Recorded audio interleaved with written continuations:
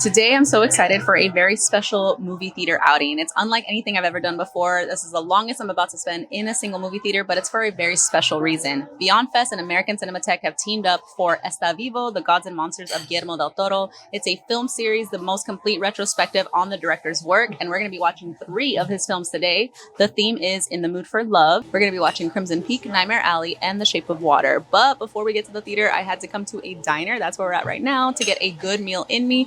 It is only 8 a.m., but it is an early day because we got a lot of movies to watch, so let's get into it.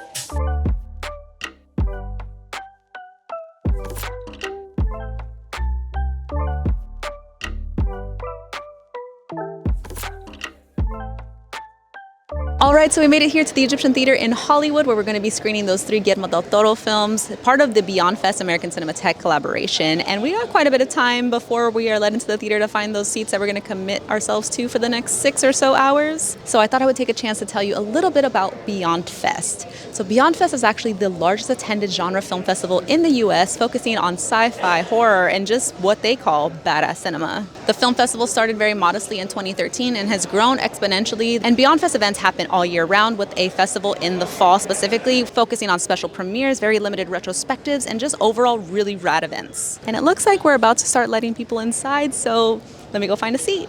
All right, the seats are secured and I am so ready to check out these films. I've actually never seen Crimson Peak. The other 2 I have, but this will be my first time watching it, so what better way than Beyond Fest? We got our physical tickets here. I love a little memento because this is a very special day, but we also walked into the theater and they handed us these really cool playing cards. On the back, it has information about Guillermo del Toro's first film and secret juice. They call Guillermo used to work as an orderly in a mental institution. I did not know that. I really love how much Beyond Fest is just so invested in the weird and fun and badass cinema, especially the work of Guillermo del Toro. I'm so excited they put this on. So now I'm going to do some stretches, drink some water, and get physically ready for this movie marathon here at the Egyptian Theater. My favorite Guillermo del Toro film has to be Pan's Labyrinth. I mean, I love a lot of his work. I can't say there's anything that I dislike in his filmography, but Pan's Labyrinth is just the one that I always return to. And I think because when I watched it when I was younger, it felt very magical and whimsical and a little bit scary, but now that I watch it as an adult, I feel like it is so much more terrifying and haunting and beautiful.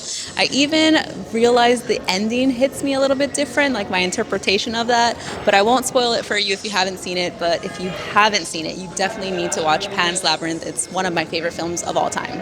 All right, it's about that time to get into the theater, so I'm going to lock in and try to check in between the movies, let you know my thoughts on the experience, but if not, I'll see you after.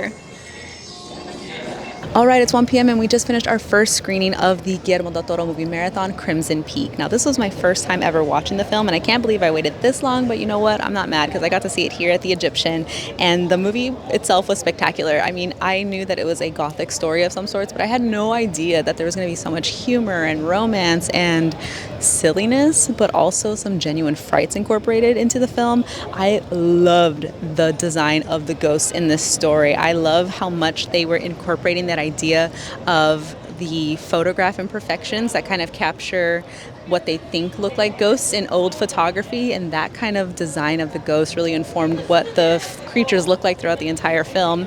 The costumes in this movie were so fun. The volume of those sleeves, the tailoring of those outfits, the entire cast was so delightful. I especially loved Jessica Chastain. She's just so iconic and stoic and eerie, as well as Tom Hiddleston in this leading man romantic role. Something that always strikes me about Del Toro's work is just how much he's able to balance so many different genres or different areas of storytelling. Not only are we getting this incredibly haunting ghost story, we have mystery, we have a striking romance. It's actually very lovely, very believable and compelling. You also have a lot of horror and insight and drama infused into these characters, and it was just so much fun to go on this ride. I never knew where we were going to end up, and I was so delighted with how much it didn't hold back, not on any kind of fronts. It was romantic, it was sexy, it was scary, and it was funny. There's very few directors who can balance all those different types of storytelling threads and genres in one coherent masterpiece, and Del Toro is one of those directors. So now I'm just going to grab a little bit more sun because it is cold in that theater before we get into our second feature, which is a special edition screening of Nightmare Alley. Okay, we're back. It's 4 p.m. I just finished a snack, and we just finished our second movie in the Guillermo del Toro movie marathon, this time for Nightmare Alley, Vision in Darkness and Light. And what makes this version special, not only is it edited by Guillermo del Toro himself, so it is a different cut of the film, but it's also completely in black and white. And the way that really just plays into the film noir grittiness of the entire story is just so cool. I really forgot just how visceral this movie was, and even though it's in black and white, it still hits really hard. And I love seeing this one in conjunction with Crimson Peak, because there's just so much romance and macabre that Del Toro bounces through.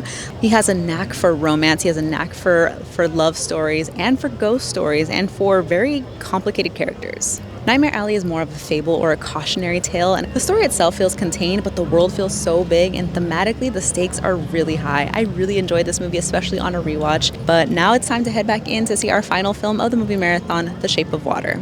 All right, we just finished our third screening, this time for The Shape of Water, and wow, it's been such a long time since I've seen that film, and this time was just utterly magical, especially after Crimson Peak, after Nightmare Alley. It's the culmination of everything that makes Guillermo del Toro such a powerhouse storyteller.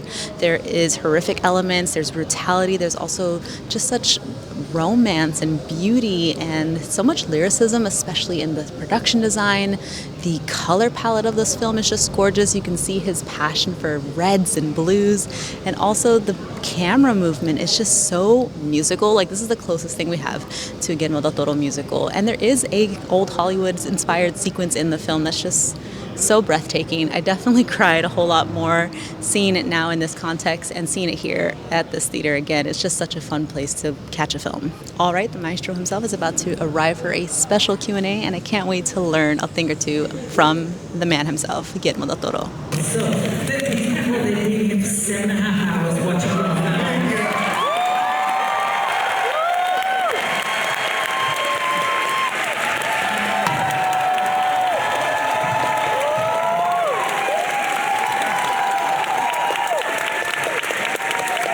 I mean, that's a question in all the movies I make, is can we give each other a chance to be a little fucked up? Yeah. You know, because we're all fucked up. I always say, it's not like candy, it's like protein. Right? So when the actor comes in, there are things in the drawers for them to find. I buy a lot of props in my movies because, like on Frankenstein, I commissioned $120,000 on anatomical waxes from an artist in Paris. I cannot tell the studio. All right, that is it for the part one of the Guillermo del Toro retrospective In the Mood for Love. We saw Crimson Peak, we saw Nightmare Alley, and we saw The Shape of Water, and then we heard from Guillermo himself. That was an insightful interview. It was so great to get to hear from somebody that I've admired for such a long time, and he just exceeds all your expectations, not only as a visionary, but also as an artist. And he has so much to say, so much love is poured into these films, and it's clear that he is ready to tell a new story with Frankenstein, and I'm really excited to check it out when it comes out.